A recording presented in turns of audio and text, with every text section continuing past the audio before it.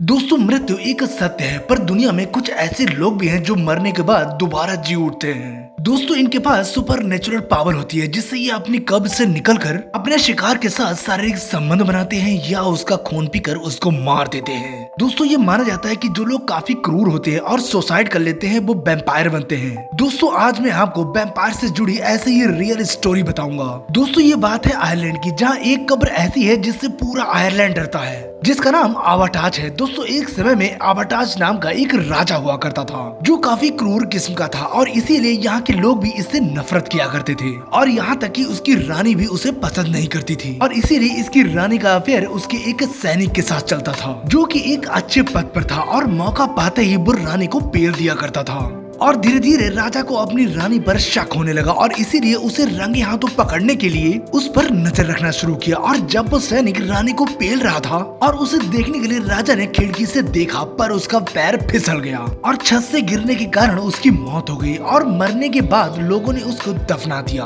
पर कुछ दिनों के बाद गांव वालों को राजा यानी कि आवाटाच दिखा जो लोगों से खून मांग रहा था। लोगों ने शुरुआत में डर की वजह से खून दे दिया। अब वो आए दिन लोगों को दिखता और उनसे खून मांगता। लोगों ने परेशान होकर वहाँ के जाने माने तांत्रिक को बुलाया। उस तांत्रिक ने उसको खत्म करने के लिए उसके कई टुकड़े करके उसको दफना दिया, पर वो फिर दूसरे दिन दिखा और अंत में उस तांत्रिक ने उसके दिल के ऊपर एक लकड़ी को गाड़ दिया और बाद में उसको दफना दिया गया और तब जाकर ऐसी घटनाएं होना बंद हुई। दोस्तों, दूसरा किस्सा है बोहेमिया नाम के एक गांव का, जहां बिस्लाता नाम का एक चरवाहा था जो अपने घर लौटते समय दुर्घटना के कारण उसकी मौत हो गई। मरने के बाद लोगों ने उसका अंतिम संस्कार कर दिया, पर कुछ दिनों के बाद उसकी बेटी ने लोगों को बताया कि उसका पिता रात में घर आकर उसका खून पीकर चला गया। शुरुआत में तो लोगों ने उसकी बात पर भरोसा नहीं किया, पर इधर उसकी ताकत बढ़ती जा रही थी और वो धीरे धीरे गाँव की महिलाओं और लड़कियों के पास रात में सोते समय जाता और उनके साथ रात भर संबंध बनाता और सुबह उठने से पहले उनका खून पीकर मार देता।